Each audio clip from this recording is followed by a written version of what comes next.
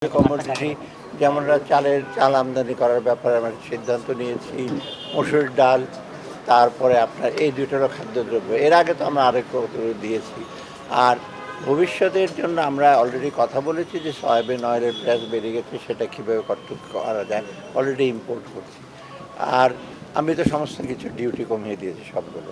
অতএব একটু ধৈর্য করে। আর ভারতের সঙ্গে আমাদের কোনো কমার্শিয়াল ইস্যুতে, বাণিজ্যিক ব্যাপারে এখানে কিন্তু রাজনীতির ব্যাপার আসছে না। আজকে আমরা যেটা করছি, ইভেন ভারত থেকে চাল আমদানি করবে কি না করবে এগুলো আমাদের প্রশ্ন না।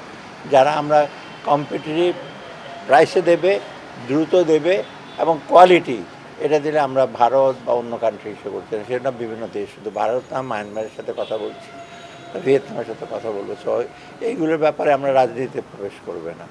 আর দ্বিতীয়ত আমরা কয়েকটা ইম্পর্টেন্ট প্রজেক্ট আছে, বিশেষ করে সাইক্লোন শেল্টার, যেমন যেখানে সুনামগঞ্জ, আপনাদের কুড়িগ্রাম বন্যার, এগুলির ব্যাপারে আজকে বেশ বড় আমরা কতগুলো অ্যাপ্রুভ করেছি। অর্থাৎ সার্বিকভাবে এইগুলো আমাদের আজকে কি হলো এজেন্ডাতে এখন কি বললাম না, ওটা তো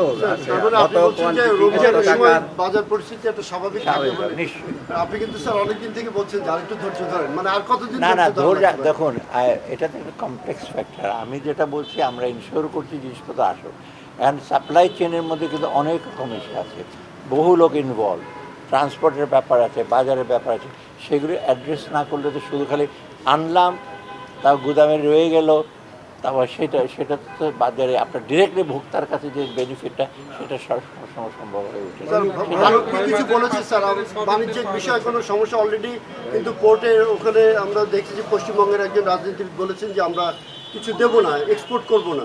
সেটা তারা বলছে কূটনৈতিক লেনদেন করছে না, সেটা কূটনীতিরা দেখবে ওনারা, কিন্তু ওগুলি রাজনৈতিক বক্তব্য দেবে না। কিন্তু যেখানে কমার্শিয়াল ইন্টারেস্ট যখন আসে, যারা আপনার বিক্রি করে, তারা তো কিন্তু ওই পলিটিশিয়ানরা কী বলে না বলে, যদি ওখানে অ্যাক্সেস থাকে, প্রাইসের আপনার ইস্যু হয়, তারা কী করবে? বিক্রি করতে হবে, আপনার কাছে বিক্রি করে আরেকজনের কাছে বিক্রি করতে হবে।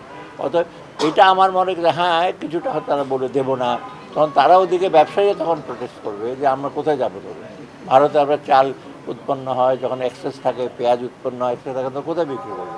ফেলে দেবে না। একটা জিনিস লাস্ট, আসলে সিন্ডিকেটটা দেখতে কেমন? আমরা আসলে বারবারই শুনতেছি সিন্ডিকেট, কিন্তু কোনো কাজই হচ্ছে দেখতে কেমন? আসলে আপনি উপদেষ্টা হিসেবে কেমন দেখতেছেন? না, এটা একটু প্রবলেম আছে। সয়াবিনের দাম অনেক বেড়ে গেছে বাইরে, এটা আপনারা।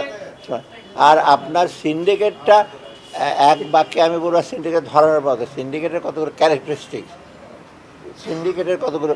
প্রথমত, সিন্ডিকেট যারা সাপ্লাই আনে বা করে, তারা তো ওরা কন্ট্রোল করতে চেষ্টা করে এবং বিভিন্ন ডিস্ট্রিবিউটরে দেয়। এই কন্ট্রোলটা এক ধরনের সিন্ডিকেট সবাই। আবার যারা নিয়ে আসে, ধরেন হোলসেলার, তারা আবার একটা প্রেশার ক্রিয়েট করে।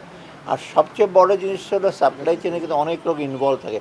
ধরুন আপনার এই ভেজিটেবল মার্কেট আছে, ধরেন কংসনগর একটা আছে, বা ধরেন আপনার মহস্তানঘর থেকে একটা জিনিস আসবে, আস্তে আস্তে বহুগুলো হ্যান্ড হয়ে আসে।